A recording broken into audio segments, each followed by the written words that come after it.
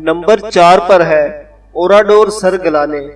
France کا یہ علاقہ 10 جون 1944 کو اپنی آبادی کے قتل عام کی وجہ سے مشہور ہے۔ آج یہ قصبہ 2 حصوں میں منقسم ہے، ایک حصہ قدیم جبکہ دوسرا جدید۔ قدیم حصے کے کھنڈرات محفوظ کر دیے گئے ہیں۔ یہ کھنڈرات آج بھی ان بہیمانہ مظالم کی گواہی دیتے ہوئے نظر آتے ہیں جو اس چھوٹے سے گاؤں کے لوگوں پر توڑے گئے۔ نیا گاؤں پرانے گاؤں سے چند سو کلومیٹر دور بسایا گیا ہے۔ دوسری جنگ عظیم کے دوران 10 جون 1944 کو جرمن فوجوں کی اس قصبے میں آمد پر مقامی آبادی کو ان کی جانب سے حکم دیا گیا کہ وہ اپنے شناختی کاغذات لے کر قصبے کے گرجے کے ساتھ واقع مرکزی میدان میں جمع ہو جائیں۔ جرمن فوجی قصبے کے ہر گھر کے اندر زبردستی داخل ہو گئے اور بیماروں، بوڑھوں، عورتوں اور بچوں سمیت سب لوگوں کو بندوق کی نوک پر نکال کر میدان میں جمع کر لیا۔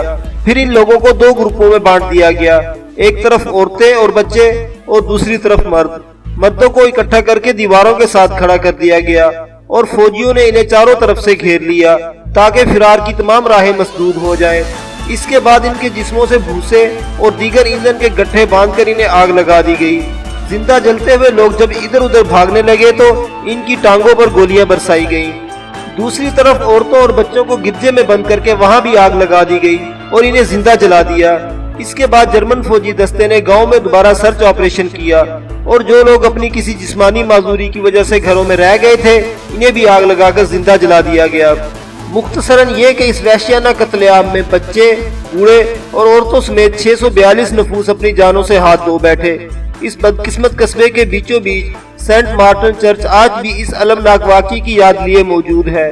16 جولائی 1999 کو فرانس کے اس وقت کے صدر نے یہاں تعمیر کیے گئے عجائب گھر کا افتتاح کیا جو یہاں آنے والے سیاحوں کو اس ظلم و ستم کی داستان سناتا ہے جو یہاں کے بے قصور باشندوں پر بیتا۔